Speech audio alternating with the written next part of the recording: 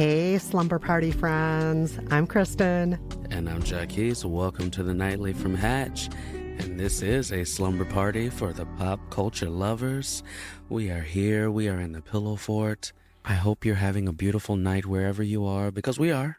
Right, Kristen? Yes, we are having a great night, Jacquis. It's just, cozy in here.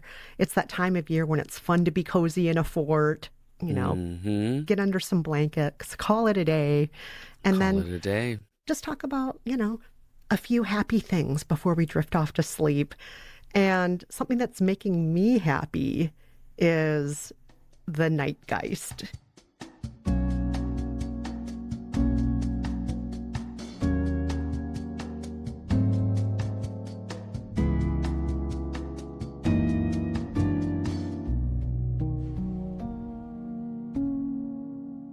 So the Nightgeist listeners, this is what's lighting up our feeds right now, what has been piquing our interest. And tonight, let's start up with you, Jacquis. What is lighting up your feed?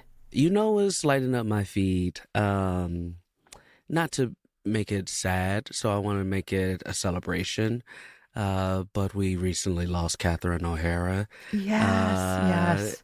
Wonderful actress. And and although it's very sad, one thing that we should do no matter what, whether people are with us or no longer with us, is give flowers and celebrate the work that people have graciously given us throughout their lives. And Catherine O'Hara gave us some great work. And I just want to say, I grew up with her, and a lot of us have. And my gosh, just every frame of everything she's ever been in, I'm like, she was brilliant. She was so brilliant. And it's been such a pleasure being able to see clips and making me want to go back and watch some great movies. And me and you have talked about this a lot because you're a Christmas fan, and we talk Christmas movies. And I watch Catherine O'Hara every holiday season because I watch Home Alone 1 and 2 every holiday season. So very, very, very sad loss in the entertainment world, but a beautiful career, and I'm so thankful that we were able to witness it and experience it. But that's what's been blowing up my feed lately. Just a lot of flowers for the best among us, and I appreciate that. Oh yeah, I've loved the tributes. I agree with you, Jacquis. It's just like a great reminder of her 50-year career. I mean, how many people have an entertainment career that lasts half a century? And she did everything from SCTV to, oh my gosh, all the mockumentary movies that were so hilarious, like Best in Show, Waiting for Guffman. It's great. Oh, yeah. So good. And of course, Beetlejuice and Schitt's Creek. And so to see people from all these different parts of her history giving her those tributes, Chris Columbus saying, "Oh, I hope you and John Candy are having a great time in heaven and laughing right now," or Pedro Pascal, people who you may not have even realized worked with her, talking about what a great person she was. Yeah, sharing those clips, sharing those photos. Yeah, I got to say, it's really been warming my heart to see all that, Jacquis. So I agree with you. I saw a clip earlier today of her. Curb Your Enthusiasm is one of my favorite comedy shows, and I forgot she was on it for a couple episodes. And she, like I said, every frame of every piece of art that she has given us, she's brilliant. What's been blowing up the Nightgeist for you, Kristen? I have been seeing nonstop memes, moments, red carpet fashion from the Grammys. And I gotta say, I like what's in my feed more than I liked the show, because the show was over 3.5 hours long. They only gave out 10 awards. So in 3.5+ hours, how do you only give out 10 awards? Really? I didn't even notice that. It's a lot of performances. So many performances. Comedy bits that dragged out too long. Trevor Noah, I love you, but some of the shtick just dragged on too long, in my opinion. Leave Bad Bunny alone. Just introduce the next presenter. Come on, let's move along here. He was fanboying over Bad Bunny so much, where I'm like, present an award, people, present an award. But I have been loving seeing people posting about the fashion and the funny moments. So one thing I've seen posted a lot, for example, was Chappell Rowan on the red carpet in her barely there dress. Did you see that, Jacquis? Oh, yeah, I saw them boobs out. Yep, they were out there. They sure were. Nipple rings holding up what was very sheer fabric. When she was on stage presenting the Best New Artist Award, she did have more fabric in her chest area than she did on the red carpet. But yep, everything was there. It sure was. Everything was there. Listen, Yes. Who am I to tell you how much clothes to have on? I just appreciate. That's all. That's all. Yeah. And I appreciated it. Beautiful fashion throughout the night. I feel like I'm just like the sad boy today because one of my favorite moments from the Grammys night was the tribute to D'Angelo. Yeah. Yeah. I grew up with D'Angelo, just beautiful singer, R&B legend, and having Lauryn Hill, who thankfully showed up on time. Oh my gosh. I have to agree with you. I'm like, is Lauryn Hill actually going to show up? They're really advertising this a lot. And sometimes she doesn't show up. Yeah, for those who don't know, Lauryn Hill is notorious for, when I say being late, I mean like 3 hours late to shows. Like not just 10 or just no showing. Like, I was doing something else. Like all off the backs of one album, maybe two if you count the Fugees, but whatever, classic album. It was a great tribute. So that was one of my favorite moments. And can I talk about my most favorite moment of the night? Yeah. First of all, I am a Kendrick Lamar fan. He is one of the GOATs. All his awards, he became the most winningest hip hop artist of all time last night. That was beautiful. And well-deserved. In my opinion, very well-deserved. Yeah. Yes. He won, which I was kind of surprised about, but very happy about. He won Record of the Year for Luther, which led to my favorite moment, which was Cher saying, "Oh, Luther Vandross." Poor Cher. She's like 80 years old. They had her simultaneously accepting a Lifetime Achievement Award, but then also having to give Record of the Year. And I think it was all just too much for her. It was too much for her. To have to do all at once. It was just too much. Yeah. My favorite thing is, even though Luther has been gone for a while now, that she got so excited she was about to see Luther again. Yeah. Oh, bless your heart, Cher. Bless you. It was very great. The speeches were great. Kendrick gives great speeches all the time. So the whole moment was great. Yeah. And so did SZA, because Luther, we have to give our props to SZA too, because... Oh, of course. SZA, made, she made that song. Yes, exactly. Yeah. Yeah, it was a full collaboration. So those were a couple of my favorite moments from the night. Nice. One of my favorite moments was just the opening performance, Rosé and Bruno Mars singing A Patat. And it was such a high energy way to start the show, which is part of what disappointed me with the rest of the show. I'm like, why did the rest of the show not keep this energy up? It just dragged a lot. Yeah. But I really love that high energy opening. One slow moment I did appreciate, though, was Justin Bieber performing in only his boxer shorts. Mm-hmm. He was performing a very stripped down version of Yukon, no pun intended, or maybe a pun intended. He was stripped down. Yeah. But it really gave him a chance to show off that he has a pretty singing voice. And I think sometimes people forget he's not just a child star. He also does have a pretty singing voice, and he got to show it off. Yeah, people forget that he has a great voice. I did enjoy the Clips performance. I enjoyed the contrast from the white choir, heavenly light, to when, Malice and Pusha were rapping the red devil drug dealing light. And then not many people knew this because I was watching it with my mom, and I just started cracking up when the snow starts coming down, and she was like, "Oh, that's nice." And I was like, "That's a metaphor for cocaine." Mom, let me tell you something. I loved it. I absolutely thought it was so funny because if you don't know that, then you're just like, "Oh, snow." But, And I would have liked more of that in the show. I would just wish there was more of like the high energy and the wackiness, and I don't know, maybe I'm expecting the Grammys to be more youthful and fun and more MTV Music Awards or something, but sometimes they're just like too slow and too staid. So those moments like you just mentioned, I'm like, more of that, please. More of that. So yeah, I did not watch the entire Grammys. I watched about half of it live and then like clipped it up for the rest of it. 3.5 hours is a very long time It's a Yeah. very long time. And by the way, more than 3.5 hours. It was supposed to be Yeah. 3.5 hours, which is already too long. And then they went over schedule. Too Yeah, to long. only have 10 awards too. Because, listen, there's a lot of great speeches. There's a lot of great speeches that's happening. I loved Bad Bunny coming Ugh. in, giving his whole speech basically in Spanish, save for a couple sentences. Icon. Legend. Yes. That was beautiful. Like I said, Kendrick always makes me happy when he talks.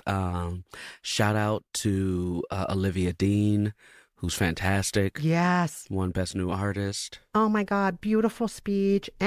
And she just, I really want good things for her. I think that maybe you know about this, Jacquis. I think there's a curse of best new artists that a lot of people never outrun, like Milli Vanilli.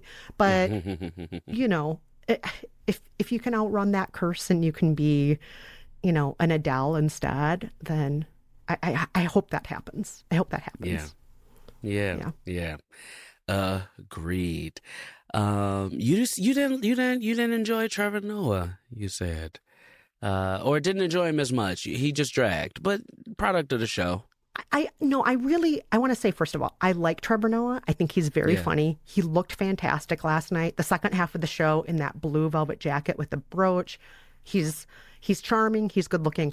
I just think sometimes he dragged it out too long. Like he had Hmm. this ongoing shtick where he tried to get Bad Bunny to sing with him all night, and I'm like, by the third time, I'm like, you know what, Trevor Noah, this shtick isn't funny anymore. You just Hmm. keep on going with this and move on to another joke. He wasn't, I'm not saying he was bad at the job. I just think some of the jokes dragged too much and repeated themselves too much. That's all. Mm, And I wanted awards to be handed out. I didn't realize mm. they were only going to give 10 awards. That's not Trevor's fault.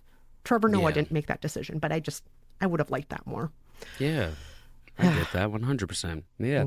Trevor's great. I do love Trevor, but we've talked about this, how being a host of any of these shows is a very thankless job. Oh, yes. And if I'm not mistaken, this is Trevor's, he's done it multiple times now. Yeah, it's like 8 times or something, or 5 times. It's been many Yeah, times. it's been Yeah. many times, which, like, eventually that gets even more hard too. When you start Yeah. having, How do you keep it yeah, fresh? How do you keep people excited? And yep, it's me again, guys. Yeah. yeah, that gets Yeah. hard. That gets It, hard yeah. for Yeah. So, sure. I mean, no shade on Trevor Noah. I do love him. And I don't think it's his fault. It's a thankless task, but I just wish the producers wrote and paced things differently. And Yeah, I think it would have been a better show then. agreed, But agreed. Jacquis, speaking of the Grammys, we received a message from a listener about the Grammys. Yeah, we did. Let's read this out loud from listener Harry. I got you. So the message says the in memoriam section was really great. All love for the Ozzy Osbourne and D'Angelo tributes. Yes. But why did they have to do a second section like a half an hour later and still not give any time and attention to Rick Davies? A total snub. All right. So, Harry, first of all, I agree with you. I think the in memoriam section was a hot mess. There were like 3 different in memoriams, essentially, Hmm. like the one with Reba McEntire, the one that was a tribute to Ozzy Osbourne with Slash and what's his name from the Red Hot Chili Peppers and everybody, and then Hmm. the one with Lauryn Hill. And so it was just like one in memoriam after another. And it went on for a very long time. And Rick Davies, folks, if you don't know who he was from Supertramp. His name just appeared briefly on the screen behind Reba McEntire as she was singing, as all these names came up on the screen behind her. Hmm. So if you blinked, you probably missed Rick Davies's name. It was up there and then it was gone. So Hmm. that was kind of weird. Well, why did Ozzy Osbourne get a giant tribute, but then some people like Rick Davies only got 1 second, or Brian Wilson of the Beach Boys got 15 seconds as a tribute? I mean, the Beach Boys are legends, but he got a 15-second tribute? How did that happen? So I'm not sure who was in charge here. Yeah. Listen, I may be a little biased here because I grew up listening to D'Angelo more than Ozzy Osbourne and Brian Wilson.